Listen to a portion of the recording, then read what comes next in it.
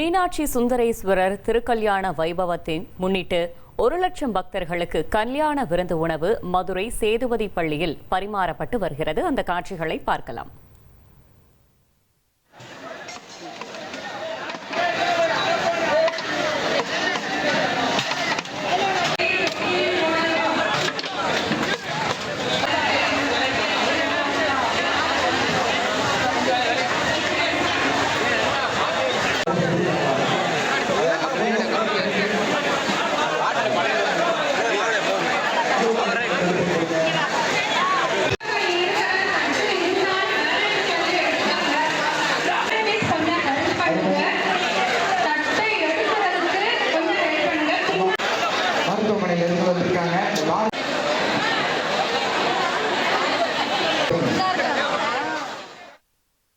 இது குறித்த கூடுதல் தகவலை செய்தியாளர் ஜெகநாத் வழங்கிட கேட்கலாம். ஜெகநாத், வணக்கம். என்னென்ன வகையான உணவுகள் பரிமாறப்பட்டு வருகிறது? அங்க இருக்கக்கூடிய கள சூழலை சொல்லுங்க. வணக்கம். சித்திரை திருவிழா என்றாலே மதுரையில் நடைபெற இருக்கக்கூடிய அந்த சித்திரை திருவிழா மட்டுமே உலகெங்கும் இருக்கக்கூடிய தமிழர்களுக்கு கண்முன் நிற்கும். குறிப்பாக கடவுளுக்கே திருமணம் செய்து வைக்கக்கூடிய ஊராக மதுரை பார்க்கப்படுகிறது. அதனைப்படி பார்க்கும்போது மதுரையில ஏப்ரல் 19ஆம் தேதி இந்த சித்திரை திருவிழாவானது தொடங்கி இருக்கிறது. குறிப்பாக மீனாட்சி அம்மனுக்கு கொடியேற்றத்துடன் சித்திரை திருவிழா தொடங்கிச்சு. 10வது நாளான இன்று மீனாட்சி அம்மனுக்கு சுந்தரேஸ்வரருக்கும் திருக்கல்யாண வைபவமானது இன்று காலை சிறப்பாக நடைபெற்று முடிந்தது. இதில் பல்லாயிரக்கணக்கான பக்தர்கள் கலந்து கொண்டு திருக்கல்யாண வைபவத்தை நேரில் கண்டு தரிசனம் செய்தார்கள். குறிப்பாக அதன்படி பார்த்தீங்கன்னால் திருமணம் முடிந்த பின்பே இந்த திருமணம் வீட்டாரின் அந்த உணவு ரொம்ப முக்கியமான விஷயம்.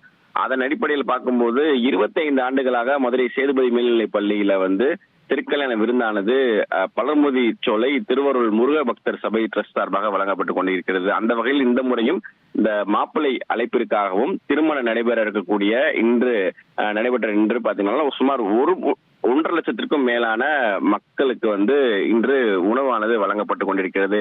நேற்று மாலை முதலே இந்த உணவானது வழங்கப்பட தொடங்கி இருக்கிறார்கள். குறிப்பாக நேற்று மாலை பார்க்கும்போது பொங்கல், கேசரி, வடை என்று உணவுகள் பரிமாறப்பட்டது. இன்று காலை பார்த்தோம்னால் பொங்கல், இட்லி, கிச்சடி, வடையும் பரிமாறப்பட்டிருக்கிறது. மதியம் வரை பார்த்தோம்னால் இந்த உணவானது பரிமாறப்படும். குறிப்பாக இன்று மதியம் தயிர், தக்காளி, சாம்பார், வெஜிடபிள் பிரியாணி உள்ளிட்ட 6 வகை சாதங்கள் பிரம்மாண்டமான முறையில விருந்தளிப்பதற்காக இன்று தயார் செய்யப்பட்டு அவர்களுக்கு வழங்குவதற்கு தயாராகவும் இருக்கிறது. 7000 கிலோ அரிசி மூலம் சுமார் 1.5 லட்சம் பக்தர்களுக்கு மேல் இந்த உணவு சாப்பிடுவதற்காக தயாரிக்கும் பணியானது தொடர்ந்து நடைபெற்றுக் கொண்டிருக்கிறது. இந்த சமையல் பணியில் பார்க்கும்போது பல்லாயிரக்கணக்கான சமையல் கலைஞர்கள், தன்னார்வலர்கள் அவர்கள் சமைத்து இந்த உணவை பக்தர்களாக வழங்கி கொண்டிருக்கிறார்கள். இந்த நிலையில பாத்தீங்கன்னா சுத்தமாகவும் தூய்மையாகவும் உணவுகள் உற்பத்தி செய்யப்பட வேண்டும் என்பதற்காக மதுரை மாவட்டம் உணவு பாதுகாப்புத்துறை சார்பாகவும் இந்த உணவு தயாரிக்கும் பணியை தொடர்ந்து ஆய்வு செய்யப்பட்டு மக்களுக்கு சுத்தமான உணவுகளையும் தொடர்ந்து வழங்கி கொண்டிருக்கிறார்கள். தொடர்ந்து சமையல் கலைஞர்கள் பாதுகாப்பாக சுகாதார முறையில தயார் செய்யவும் பொதுமக்களுக்கு பரிமாறவும் அறிவுறுத்தப்பட்டிருக்கிறது. பொதுமக்கள் தற்போது வரிசையில் நின்று அவர்களுக்கு பிடித்த உணவுகளை தற்போது வாங்கி சாப்பிட்டுக் கொண்டிருக்கிறார்கள். இதில் முக்கியமான விஷயம் என்னென்று பார்க்கும்போது திருமணம் உணவு என்பதால் அந்த விருந்து என்பதால் அதை சாப்பிட்டு உடனே செல்லாமல் சாப்பிட்ட முடித்த பின்பு பார்த்திருந்தனால் எப்படி ஒரு திருமணத்திற்கு நாம் சென்றால் மொய் வைப்பது பழக்கமோ அதே போல பக்தர்களும் சாப்பிட்ட பிறகு அங்க இருக்கக்கூடிய இடங்கள்ல மொய் வைத்து செல்வது வழக்கமாக கொண்டிருக்கிறார்கள். இந்த பாரம்பரியத்தை தொடர்ந்து கடைபிடித்துக் கொண்டிருக்கிறார் என்பது குறிப்பிடத்தக்கது. தகவல்களுக்கு நன்றி ஜெகநாத்.